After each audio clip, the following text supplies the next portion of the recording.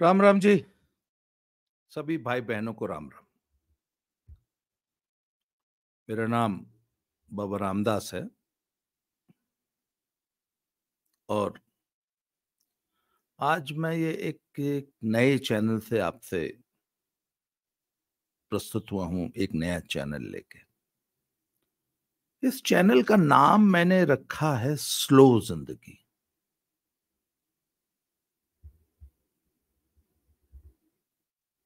Slow जिंदगी मतलब मुझे ऐसा लगता है कि समय के साथ हम लोगों ने ना अपने ऊपर इतना बवाल पाल लिया है, इतने ज्यादा, मतलब हम एक रैट रेस में फंस गए हैं कि भागे चले जा रहे हैं, भागे चले जा रहे हैं।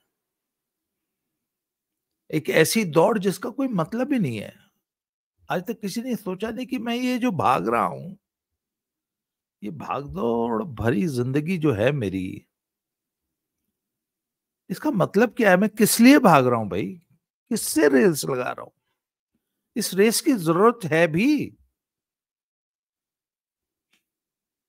और जब कुछ लोग ना ये बहुत प्रीचिंग करते हैं, बहुत लोगों को लेक्चर देते हैं, जबकि उनकी खुद की जिंदगी में सुकून नहीं होता। वो खुद भाग रहे होते हैं और लोगों को लेक्चर दे रहे होते हैं। खुद एक रेट रेस में शामिल है और लोगों को बोल रहे हैं कि अरे तुम इस रेस में मत शामिल हो।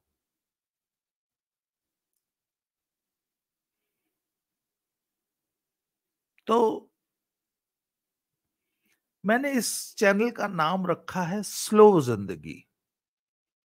कि यार धीरे चलो, थोड़ा सा धीरे जियो। आज भी जो ये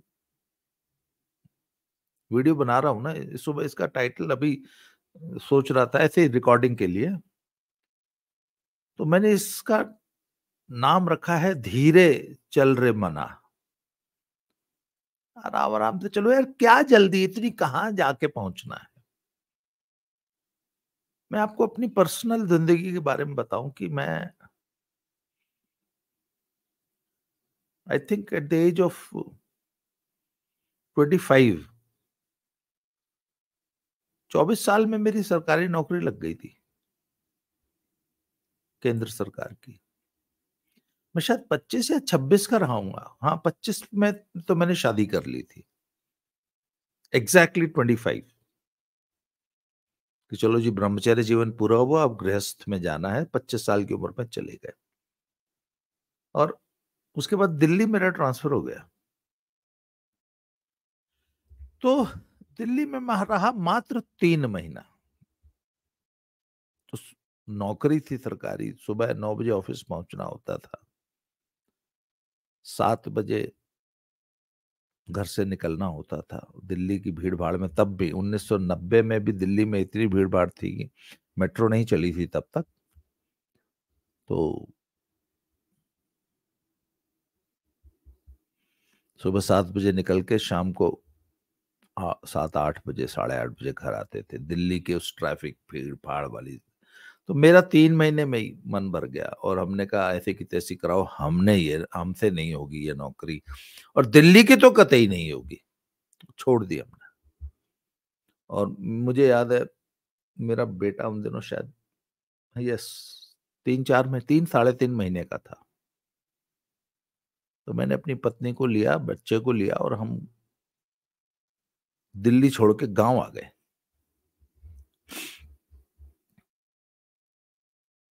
और तो लोगों ने, मेरी पत्नी ने पूछा कि नौकरी, अभी नई नई नौकरी है, उसे आप इस तरह छोड़ के गांव हम जा रहे हैं। मेरी पत्नी को यह पता ही नहीं था कि यूपी चीज क्या है। She was from Punjab, Jalandhar, Jalandhar शहर की वो लड़की हैं। उनको ये पता ही नहीं था कि गाजीपुर जिला होता क्या है, गाजीपुर जिले का गांव यूपी में। मुझे याद है 4-6 घंटे बिजली आई आई और हफ्ता हफ्ता नहीं आई। वो 6 घंटे भी एक हफ्ता नहीं आई। ये वाला यूपी था उस जमाने में। फिर ये तो अब तक, आज से मात्र 7 साल पहले तक यही यूपी था। वो तो योगी जी आए हैं तो मतलब बदला है। तो ऐसी जगह हम चले गए साहब। तो मेरी पत्नी ने पूछा क्या करेंगे? मैंने कहा यार कुछ भी कर लेंगे। तो मैंने कहा ये दिल्ली की भागदौड़ और दिल्ली की गुलामी जो है ना, ये नहीं करेंगे किसी की। फिर साहब हमने सारी जिंदगी जो है ना, किसी की गुलामी नहीं की, नौकरी नहीं की, अपना इंडिपेंडेंट जिए, स्वतंत्र जिए, स्वच्छंद नहीं जिए पर स्वतंत्र जिए, अपना काम किया। और अपने काम में भी हमेशा एक चीज, जब जिंदगी में जब भी कोई काम किया तो सबसे पहला जो फैक्टर उसमें खोजा कि हमारे जीवन की जो स्वतंत्रता है, जो जिंदगी की मौज है, वो है कि नहीं। जिंदगी में हमने जो भी काम किया, पहले ये ढूंढा कि वो मौज और स्वतंत्रता तो नहीं बाधित हो जाएगी। मैं ये कह सकता हूँ कि मैंने सारी जिंदगी मौज ली है। हालांकि मेरी पत्नी पत्नी इस बात से सहमत नहीं होती है। वो ये कहती है कि तुमने मौज ली है, मैंने नहीं ली, मैंने बहुत काम किया है। खैर तब जो भी है, तो हम गांव में रहे। पिताजी हमारे तब तक फौज में थे, फिर वो रिटायर होके वो भी घर आ गए। तो उनको पता नहीं क्या शौक चल रहा है, उन्होंने बहुत सारी गाय भैंसे पाल ली है। उन दिनों याद है मेरे घर में औसतन 20 से 30 लीटर दूध रोज आता था, 20-30 लीटर। अब 20-30 लीटर दूध अब बिकता नहीं था।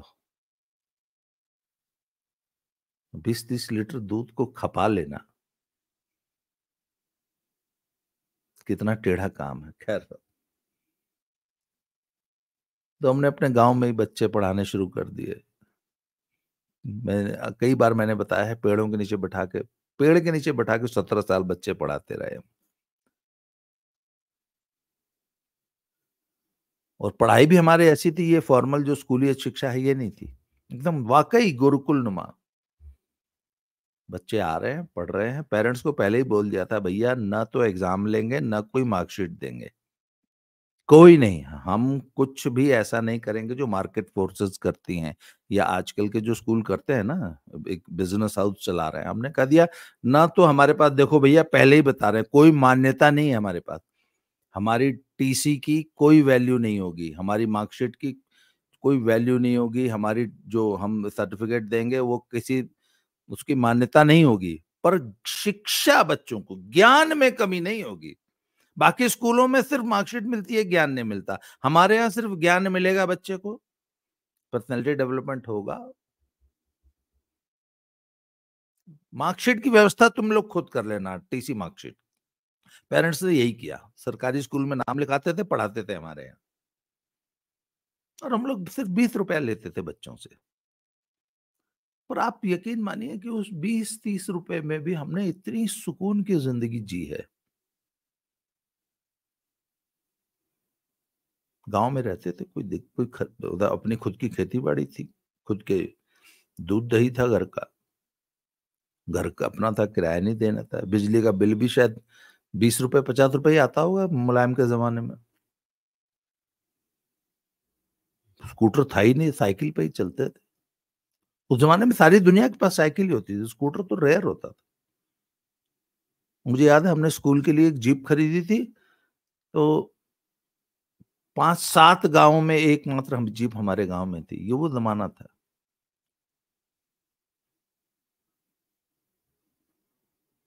और जब मैंने ये काम किया तो मैं औसतन 2-3 घंटे स्कूल में बिताता था, पढ़ाता था बच्चों को। बाकी मेरा सारा समय पढ़ने, मतलब मैंने जिंदगी में अगर आप कहें क्या पढ़ा और पढ़ाया, बच्चों को पढ़ाया और खुद पढ़ा, सारी जिंदगी साहित्य पढ़ा। उसी जमाने में मुझे बचपन में ही वैसे शास्त्रीय संगीत सुनने का शौक हो गया था। अब आप कल्पना कीजिए कि साहब एक वो आराम कुर्सी है या अपने बेड पे पड़े हुए हैं, हाथ में कोई किताब है उसको पढ़ रहे हैं, और बगल में पंडित भीमसेन जोशी का राग विहाग बज रहा है। और एक चीज और बताऊं, मैं मुझे याद है, मैं तो उस जमाने में तो मैं एक दिन में 16-16 घंटे तक पढ़ता रहता था और शास्त्रीय संगीत सुनता था। ऐसे भी दिन हुआ 3 दिन बेड से उठे ही नहीं, वहीं पे पढ़ रहे हैं। 3-3 4-4 5-5 अखबार, 5-7 8 मैगजीन्स। और दुनिया भर का साहित्य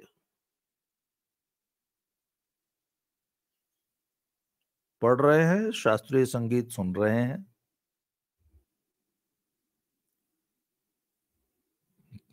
लोग शॉपिंग करते हैं, है ना, दुनिया में इतने।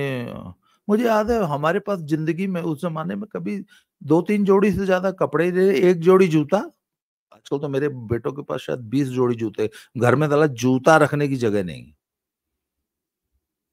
इतने जूते हैं। हम उस जमाने में हमारे पास एक जोड़ी जूता, एक जोड़ी चप्पल, 3 जोड़ी कपड़ा, और किताबें हजारों। मुझे याद है मैंने जिंदगी में बुक के अलावा कोई चीज कब खरीदी मुझे याद ही नहीं।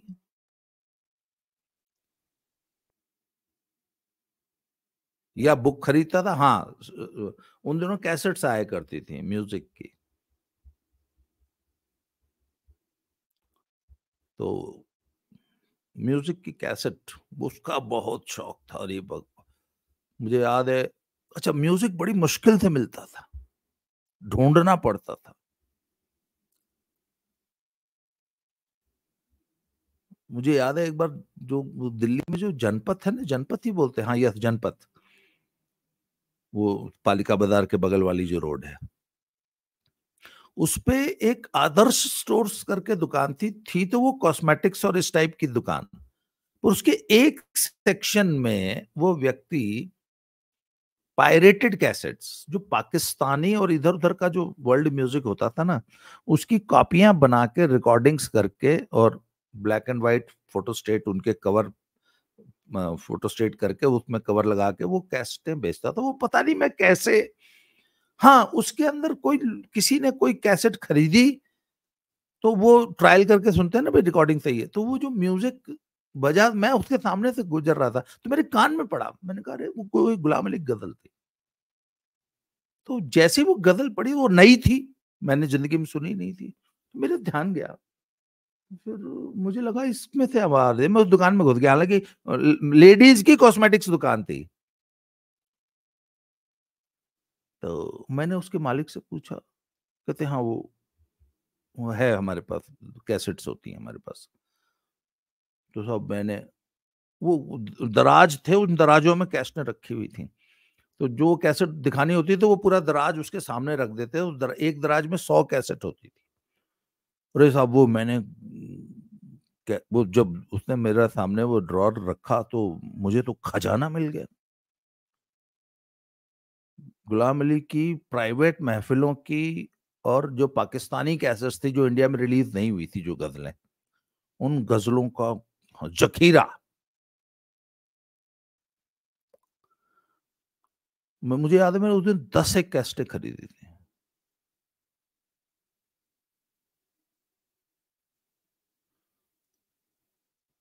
फिर गुलाम अली जब 10 खरीद ली तो मैंने कहा अगला दिखाओ। अगला तो वो मेहदी हसन का था। अरे साहब क्या बात है, क्या बात है, क्या बात। तो म्यूजिक बड़ी मुश्किल से मिलता था भाई। कैन यू इमेजिन कि जब तनख्वाह 3,000 रुपये होती थी तो 60 रुपए की एक कैसेट खरीदते थे हम लोग। कितना महंगा था म्यूजिक। 3,000 तनख्वाह, 60 रुपया।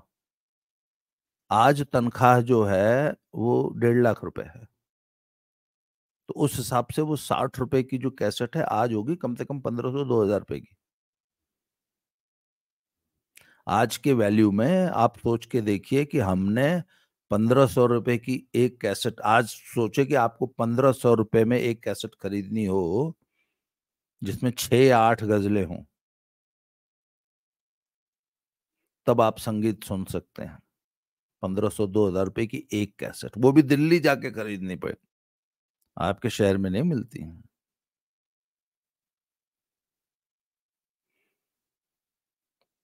इस जमाने में हमने म्यूजिक सुना।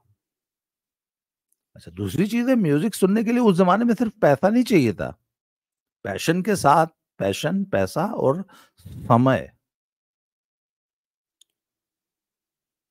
अब जो आदमी जिंदगी की भागदौड़ में लगा है, कुत्ते की तरह दौड़ रहा है, सुबह सुबह उठ के जा रहा है, काम कर रहा है, वो कहाँ से ये अपने शौक पूरे कर लेगा? आप बताओ ना, दिल्ली की ज़िंदगी में शौक पूरा करने के लिए आपके पास समय कहाँ है?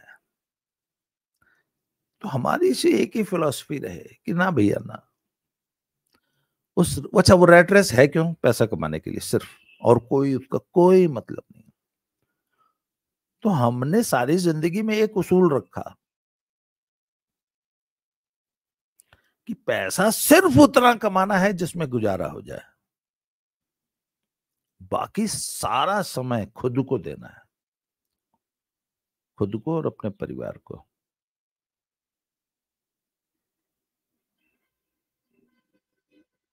तो मैं तो बता रहा हूँ ना, मैंने एक दिन में 18 घंटे, और एक आध साल नहीं किया, 25 साल तक मैंने यही जिंदगी में। अगर कोई मुझसे कहे कि है अजीत सिंह तुम जिंदगी में किए क्या हो, तो मैं सचमुच भाई, अब जो ज्यादा पोर्शन है वही आदमी जिसका। मैंने कहा यार, हाँ मैंने जिंदगी में क्या किया, 60 साल का हो गया हूं मैं, जिंदगी में क्या किया? तो मैंने कहा भैया, संगीत सुना और साहित्य पढ़ा, या घूमा, घुमक्कड़ी की।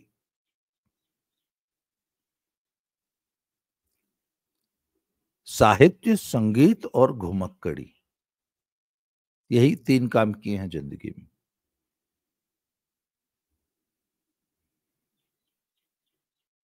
और खर्चे अपने इतने कम रखो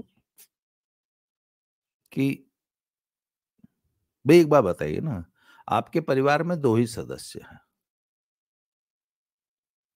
कितनी रोटी बनेगी आपके घर में? सामान्य आदमी 4 रोटी खाता है, दाल सब्जी खा लेता है। एक घिया अगर छोटी वाली बना लोगे, उसमें एक आलू डाल लोगे तो 2 आदमी की सब्जी हो जाएगी। 8 रोटी बना लो, हो गया खाना। चलो एक दाल बना लो साथ में, 80 रोटी नहीं न बनेगी। अगर खाने वाले 8 ही रोटी के हैं तो 80 रोटी क्यों बनाएंगे? पर हमने अपनी लाइफ स्टाइल जो ऐसा बना रखा है कि उस घर में भी 80 रोटी बन रही है, उस वह व्यक्ति भी 80 रोटी बना रहा है जिसको खानी सिर्फ 2 रोटी। उससे पूछो 78 क्यों बना रहे हो? क्योंकि सारी दुनिया बना रही, इसलिए हम भी बना रहे हैं। फिर उस 78 रोटी जो बच जाती है उसका क्या करते हो? बोले पड़ी रहती है, उसमें फफूंद लग जाती है।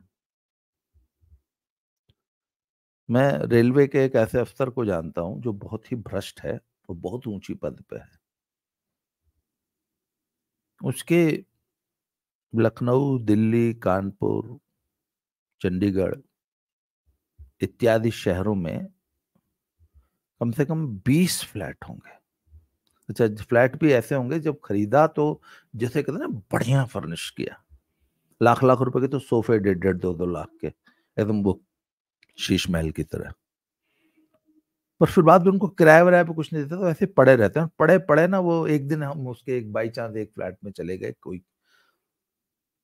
तो वहां उन सोफों पे फंगस लग गई थी। तो मैं जिस व्यक्ति ने मुझे वो फ्लैट दिखाया, उन्होंने बोला सर इसके, और 4 या 5 BHK था वो, दिल्ली में, नोएडा में। तो उसने बोला सर इसके 20 फ्लैट हैं ऐसे, इतना भ्रष्ट अफसर है।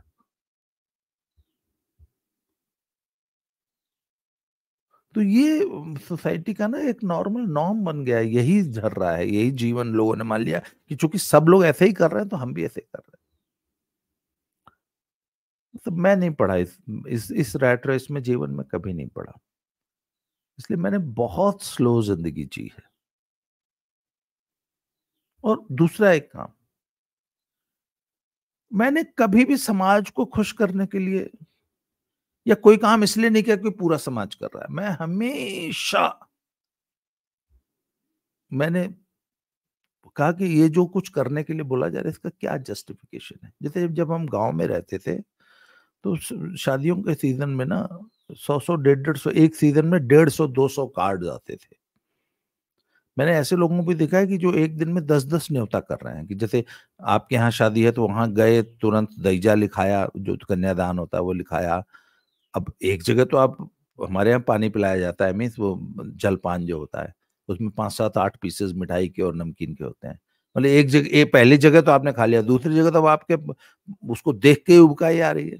आप 10 जगह जा रहे हैं, खाली फॉर्मेलिटी कर रहे हैं, बस गए, शक्ल दिखाई, उस रजिस्टर में अपना नाम लिखाया, चले आए। एक दिन में कई बार तो होता है परिवार में 3 लोगों की ड्यूटी लगती है कि 4 जगह तुम चले जाना, 2 जगह तुम चले जाना, 4 जगह तुम चले जाना। हमने जिंदगी में ये काम नहीं किया। पूरे जीवन में, मतलब पिछले 40 साल के सक्रिय जीवन में, मुझे याद नहीं मैंने 10 शादियां या फंक्शन अटेंड किए हों। और दूसरी चीज, अभी रिसेंटली एक शादी थी, हमारे एक फेसबुक फ्रेंड है, उनकी लड़का है, वो बड़ा प्यारा बच्चा हमारा, उसकी शादी थी। तो मैंने अपने सभी मित्रों को बुलाए, गेट टुगेदर होगा, सब लोग उसकी शादी में पहुंचो। मैंने 8-10 लोगों को प्रेरित किया, जरूर आना है, जरूर आना है, जरूर आना है। और शादी से 2 दिन पहले पहुंच जाना है, आगरा में शादी थी। करते करते करते करते सब जब दिन नजदीक आया, जिस दिन आ गया, तो सबने बोला नहीं मैं तो शादी वाले दिन पहुंचूंगा। मतलब कोई 1 घंटे के लिए आ रहा था, कोई 2 घंटे के लिए आ रहा था। मैं नहीं गया। मैंने सब लोगों को न्योता दिया था, तुम सब लोग आओ। तो लोगों ने कहा गए पहलवान तुम सबको बुला के खुद नहीं आए। मैंने कहा मैंने कहा था 2 दिन पहले आना है। मैं 1 घंटे के लिए शादी में जाता ही नहीं कहीं। जहां, अच्छा, मुझे अच्छी तरह, मेरे एक दोस्त हैं देवेन कालरा, उनका ब्याह हुआ था, मैं उनकी शादी में गया था, 5 दिन रहा था उनके। शादी से 4 दिन पहले पहुंच गए थे और शादी के 3 दिन बाद आए थे। मुझे याद है उसकी मदर ने कहा था कि बस तू ही बचा था, बाकी तो घर सूना हो गया, शादी में इतनी रौनक थी, सब चले गए, अब तू भी जा रहा है। शादी से 4 दिन पहले गया था और 3 दिन बाद आया था। तो भाई ऐसी शादियां तो आप फिर थोड़ी अफोर्ड कर सकते हो ना। 1 घंटे 15 मिनट में जाके मुंह दिखाने वाली शादी अब हमने जिंदगी में अटेंड नहीं करी। ये भेड़ चाल है पब्लिक की, समाज की भेड़ चाल है, और भेड़ चाल में हमने पढ़ना ही नहीं। कहता बहुत लंबी वीडियो हो गई। अच्छा, मैं हमेशा लोगों से एक बात कहता हूँ, यार देखो, जो मेरा जो लाइफस्टाइल रहा है या जो मेरी सोच है ना, वो इस समाज में रेप्लिकेबल नहीं है, आप उसको डुप्लीकेबल नहीं है, आप उसको डुप्लीकेट नहीं कर सकते। अगर दुनिया का हर आदमी मेरे जैसा हो जाएगा तो ये दुनिया कोलैप्स कर जाएगी। पर बात यह था, मैंने दुनिया का ठेका नहीं ले रखा। मुझे मालूम है इस धरती पे 7-8 बिलियन लोग हैं, 800 करोड़ लोग हैं, सब मेरे जैसे नहीं हो सकते, और सबको मुझे अपने जैसा बनाना भी नहीं है। मैं तो इतना जानता हूँ कि भैया, हमने, मेरी जिंदगी की जो टैग लाइन है ना, जैसे कुछ लोग कहते हैं ना कि show me the money honey, where is the money, तो अपनी जिंदगी की एक ही टैग लाइन रही है, मौज में कमी नहीं, वेयर इज द मौज। जिंदगी के हर काम में मौज मिलनी चाहिए, वेयर इज द फन। जिंदगी में कुछ भी करना है, फन पे कंप्रोमाइज नहीं करना है। जो भी करो उसमें मजा आना चाहिए।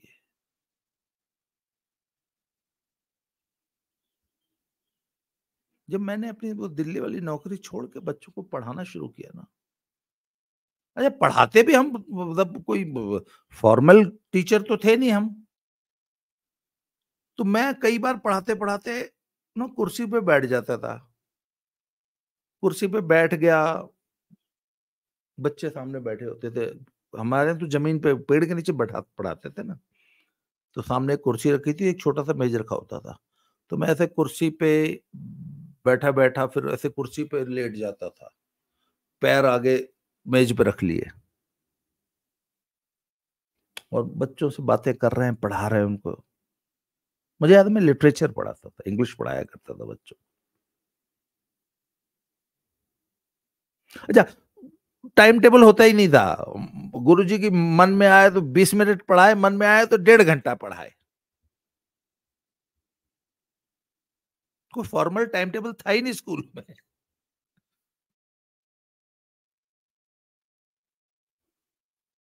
तो पढ़ाने में भी मौज आ रही थी, मजा आ रहा था।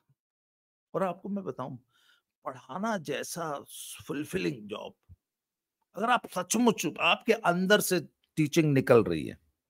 मुझे लगता है कि फेसबुक यूट्यूब पे जो ये मेरा जो वीडियोस बनाने का जो मन करता है ना, वो मेरे अंदर की वो जो मौज है ना, मेरे अंदर का जो टीचर है वो निकल के आता है इस माध्यम से। एंड आई एम मुझे लगता है कि I am interacting with lakhs and lakhs of people. वो मौज यही मुझे प्रेरित करती है।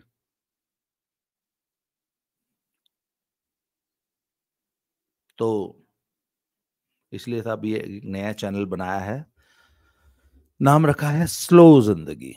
लोगों को प्रेरित करना है कि रैट रेस में मत फंसो, अपने लिए जियो। अपने लिए मीन्स देखो, जिया मैं भी समाज के लिए हूं, मैंने बच्चों को पढ़ाया। मैं हमेशा बताता हूँ कि मेरा जो पहला स्टूडेंट था ना उस गांव में, उस पेड़ के नीचे पढ़ने वाला, आज वो कर्नल है और एक बहुत एलीट रेजिमेंट का कमांडर है। और मुझे अभी पिछले दिनों उनसे बात हुई थी, तो वो बता रहा था कि मैं बस 1 साल में ब्रिगेडियर बन जाऊंगा। मेरा पहला स्टूडेंट उस पेड़ के नीचे पढ़ा। और ऐसे मेरे हजारों स्टूडेंट्स हैं जो उसी गुरुकुल नुमा स्कूल से निकले, and those who are doing very well in life. तो ऐसी बात नहीं कि मैं इतना सेल्फ सेंटर्ड आदमी हूं, मैंने सारी जिंदगी खुद के लिए नहीं, मैंने समाज के लिए काम किया। आज भी मुझे लगता है मैं समाज के लिए काम कर रहा हूं। पर वो मौज वाली जो बात है कि जिंदगी में मजा आना चाहिए, उसमें कंप्रोमाइज नहीं। इसलिए दुनिया को खुश करने के लिए मत जियो। इस चैनल की यही थीम होगी, स्लो जिंदगी। मैं लोगों को इस बात के लिए प्रेरित करूंगा, ऐसे लोगों को लेके आऊंगा जिन्होंने खुद स्लो जिंदगी जी है। आज ही मैंने सोचा है कि मेरे एक मित्र हैं, रिटायर्ड आईपीएस हैं, उन्होंने भी बड़ी मौज वाली, आईपीएस होते हुए भी बड़ी मौज ली है। एक को पैसा नहीं कमाया जिंदगी में, 32 साल 33 साल नौकरी की, आईपीएस, 1 रुपया नहीं कमाया बंदे ने। जो तनख्वाह मिल गई उसी में गुजारा किया पूरे परिवार का।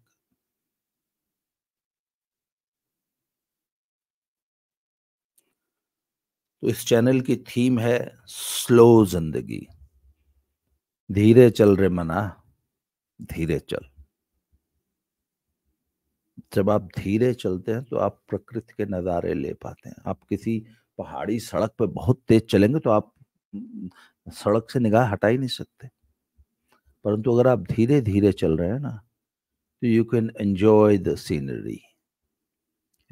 जीवन में कितना कुछ छूट जाता है, आप देख ही नहीं पाते, महसूस ही नहीं कर पाते, एंजॉय नहीं कर पाते, फील ही नहीं कर पाते, सिर्फ इसलिए क्योंकि आप बहुत तेज चल रहे थे।